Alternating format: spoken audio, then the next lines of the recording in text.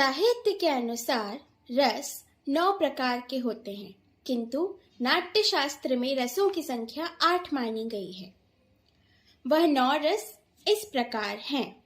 श्रृंगार रस। जब रति नामक स्थायी भाव पूरी तरह पुष्ट होकर प्रकाशित होता है, तब उसे श्रृंगार रस कहते हैं। यह 2 हिस्सों में बटा हुआ है।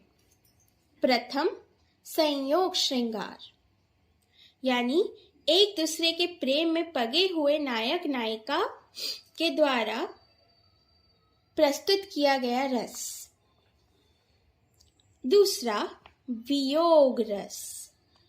अपने प्रेमी से या अपने प्रियजन से अलग हो जाने पर नायक या नायिका के द्वारा प्रस्तुत किया गया श्रृंगार रस का भाव। अब दूसरा, हास्य रस। जहां विदूषक के उटपटांग व्यवहार या अन्य प्रकार से हास नामक स्थायी भाव पुष्ट होता है, वहां हास्य रस होता है। इसके अंतर्गत विकृत वाणी, वेश व चेष्टाएं, टेढ़े मेढ़े वचन, विचित्र अंग भंगिमा व अन्य हंसाने वाले भाव आते हैं। तीसरा रस, वीर रस। पूर्ण उत्साह की पुष्टता को वीर रस कहते हैं। इसका स्थायी भाव उत्साह है।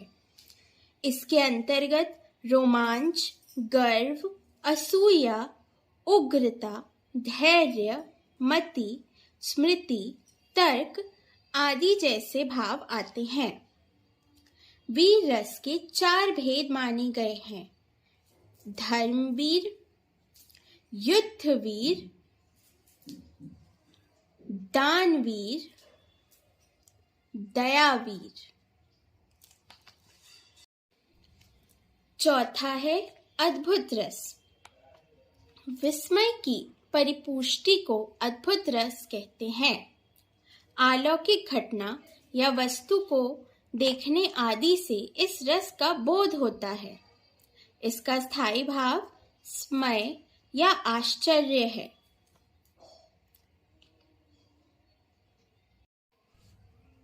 पांचवा, विभत्स रस। जहां जुगुप्सा अर्थात घृणा और ग्लानि के भावों की परिपुष्टि होती है, वहां विभत्स रस होता है। जिन वस्तुओं, प्रसंगों, स्थानों, कार्यों या दृश्यों से घृणा के भाव पैदा होते हैं, वे विभत्स रस के उत्पादक हैं। इसका स्थायी भाव जुगुप्सा है। छठा, भयानक रस। इंद्रिय विक्षोभ सहित भय की परिपुष्टि को भयानक रस कहते हैं। इसका स्थायी भाव भय है। इसके अंतर्गत भयानक दृश्य, भयंकर शब्द, निर्जन वन आदि स्थान, स्वजन वध, बंधन आदि आते हैं।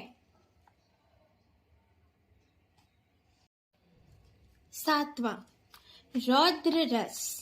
जहां प्रबल एवं उद्दीप्त क्रोध की परिपुष्टि होती है, वहां रौद्र रस होता है। इसका स्थायी भाव क्रोध है। इसके आश्रय स्थान राक्षस, दानव तथा मनुष्य होते हैं। आठवां, करुण रस। शोक की परिपुष्टता का ही नाम करुण रस है। इष्ट के नाश या अनिष्ट की प्राप्ति से शोक उत्पन्न होता है। करुण रस का स्थायी भाव शोक है। 9वां तथा आखिरी रस, शांत रस। काम, क्रोध आदि के शमन पूर्वक क्षम या निर्वेद भाव की परिपुष्टता का नाम ही शांत रस है। जब मनुष्य सांसारिक सुख दुख, राग द्वेष, चिंता आदि मनोविकारों से मुक्ति पा जाता है और उसका चित्त शांत और सुस्थिर होकर अलौकिक आनंद की अनुभूति करने लगता है, तब शांत रस का उदय होता है। इसका स्थायी भाव शम या निर्वेद है।